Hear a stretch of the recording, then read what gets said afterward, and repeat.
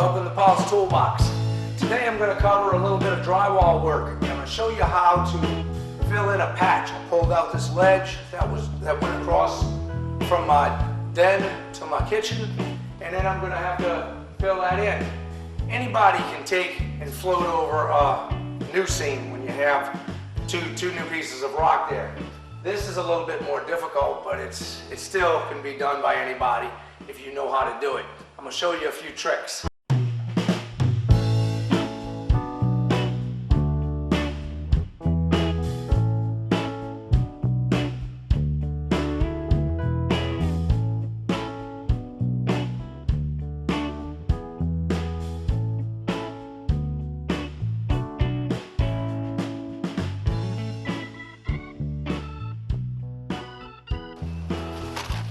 Here's my 20-minute hot mud. Like I said, it says quick set. This is a light joint compound. It dries in about 20 minutes if you have a thin coat on there. I'm gonna have to put it a little bit thick in a couple of those spots, so I'm gonna kind of mix it up a little dry. Not real creamy, so I can get this to dry a little faster. So we'll put a little bit of water in it. And we'll just mix it up.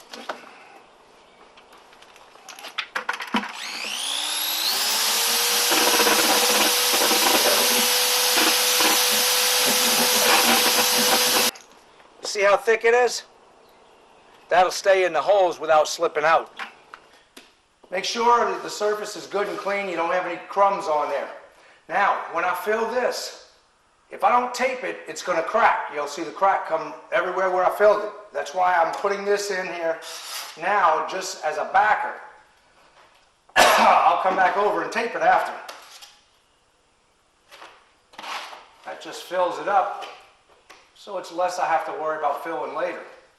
And that hot mud dries a lot faster. If I put just my regular finished mud on top of here and had it this thick, it would be tomorrow before I could touch it again. And it would have to be a dry day. If it was a damp day, it sometimes even takes longer. So, go ahead and fill that up. This doesn't have to be perfect. Like I said, all I'm doing is filling in these voids. So I can come back over, and I might as well fill those. You just rub a little on and scrape it off.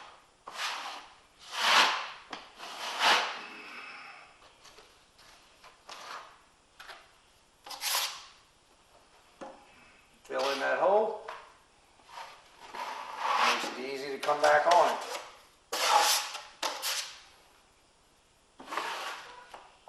Took and wiped it with a wet rag. You want to make sure you don't have any high spots on there, and you want to make sure you don't have any trash. Even a little speck is going to leave a track on there if you go to skim it. And if you have a bunch of little specks in there, it's going to really look bad. So go ahead and wipe everything down with a damp rag, and then you can come back and skim it. And if you have any high spots at all, go ahead and sand them down with 100 grit sandpaper, or 120 will work, anything like that. So you take it and you might want to just feather it down a little bit. Once you feather it down, we'll come back over it. We're going to take these lines right here and here, and I'm going to put a piece of tape on the corner right here. Normally you'd want a corner bead on this, but right up here nothing's going to touch it. So I can make a corner bead from my paper. What you do is you look at the paper and you have a line down the center of your drywall tape. And you take that and you fold it right at that crease. So when I'm going to put it on there, I can mold this to what I want. When you first take your lid off your container, if you see any of the stuff on top of here, rinse that off real good. Make sure that you don't have anything that can leave crumbs. And when you put the lid back on here, take a piece of plastic. This is a bag, Walmart bag. You can use anything like that, just a plastic bag. And you wet this down slightly, or just dampen your bag and put it on here and pack it down on there. Then you're going to wipe these sides real clean, because anything that sits on this side that dries up is going to fall in there, and you're going to have tracks everywhere where you try to skim something. So I'm going to take this and put it in water right now, which I have in a little bucket here. That way I don't have to worry about any of it drying and giving me crumbs.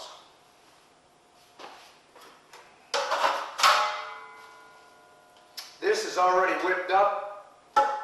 Took it with my drill and made it real creamy. You want it real creamy and whipped up. Never do this right out of the can, because you're going to get little bubbles in there, and it won't go as smooth. So if you take it like this and whip it up, you'll be fine.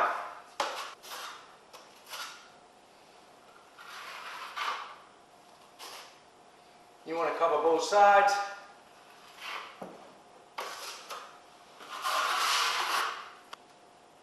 I wet my tape first, and of course I have that crease. The reason why I wet it is because I can mound it on here as much as I want, and it's going to squeegee out and give me a nice fill. I don't have to worry about this blistering up later. So take it on the two sides, run it straight down.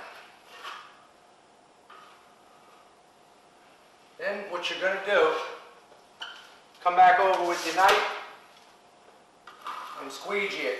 And I'm putting it on a slight taper. I'm putting more pressure on this side than this side, so it tapers it.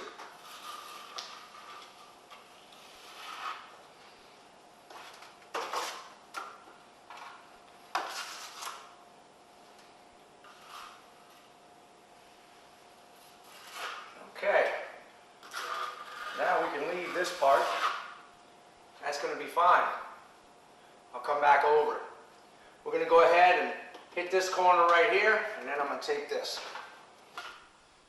Just make sure you cover everything, and you don't leave anything exposed. And you'll see what I'm talking about once you put that on there. Just like the other side, it's going to go on smooth if you have enough mud underneath it. Okay. You're going to just try to get that line as straight as you can and follow the line of the corner, because I want that top to match up with the bottom right here that they have already.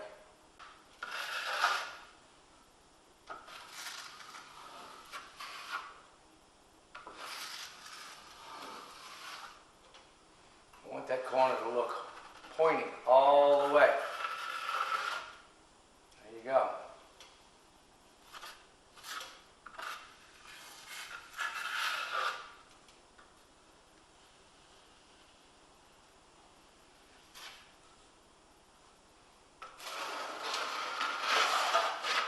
Take a couple of pieces of tape, run on the two sides of this, just to make sure I got it covered. This doesn't hurt.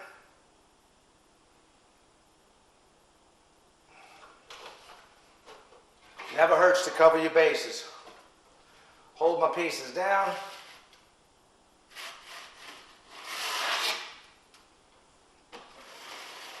Feather them away from the center. Like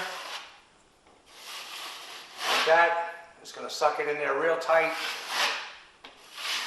You can put a skim coat on it after. No big deal. Now we're going to take and fill these two spots. So I'll take my mud, and I've got to get it over that tape to the corner. From the tape to tape. Well, that's the way I like to do it. I want to make sure everything is covered.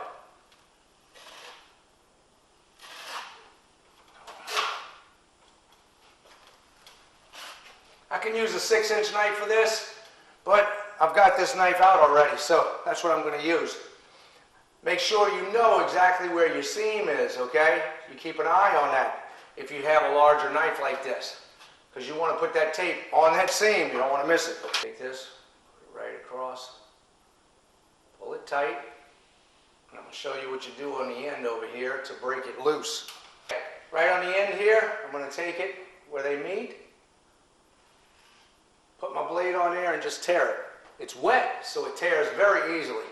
Now, I can go from the center or any way away from the end here. I don't want it to pull on that, because this is a long piece. When I get close to this corner, I don't push too hard, because I don't want to pull that other tape off from the corner. All right? Now, I can pull it out this way, because this is already tight. Like I said, when I got to the corner, I'm a little more careful about putting pressure on it. And I'll just put a little light skim on top of it so this can dry and we can come back to it.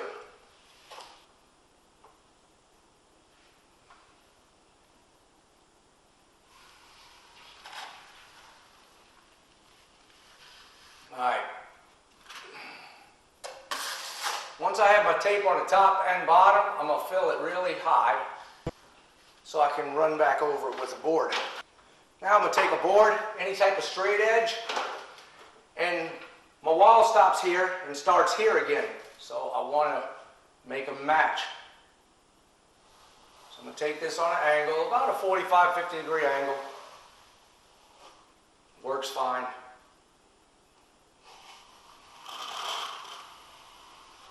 And that'll fill this in and make it smooth. Now all I have to do is skim it.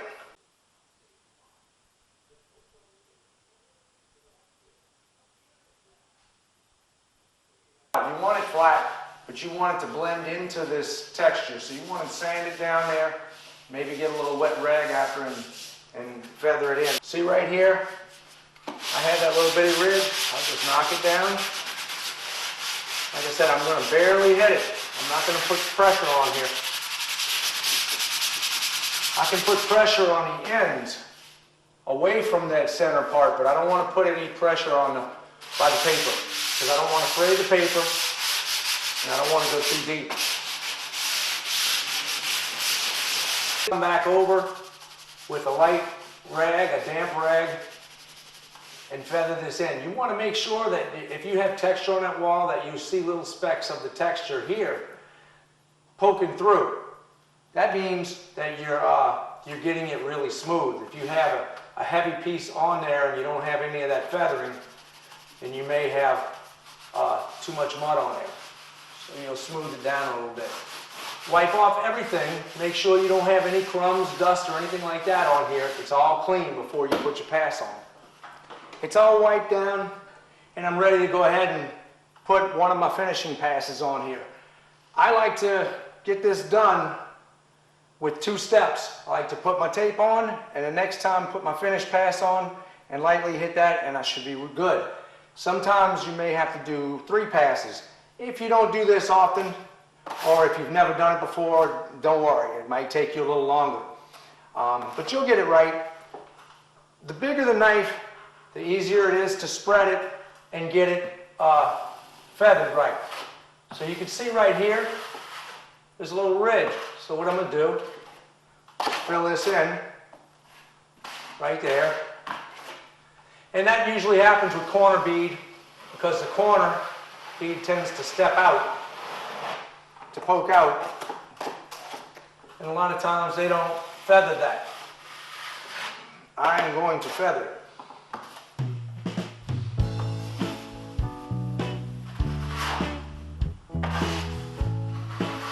Well, that's it for now. This is ready for texture, and I'm going to have another video showing how to do that texture and how to blend it in. Check out paulstoolbox.com for all my archive videos, and if you don't see that other video, you can check this, and you'll probably see it on my website as soon as it pops up. And that will cover, if you look in that website, you'll see all kind of different videos, and you can go back to different drywall videos to get some other tips. I have all types of tips on patching up drywall. If you found this useful, hit like. I'll see you on the next project, and don't forget to subscribe.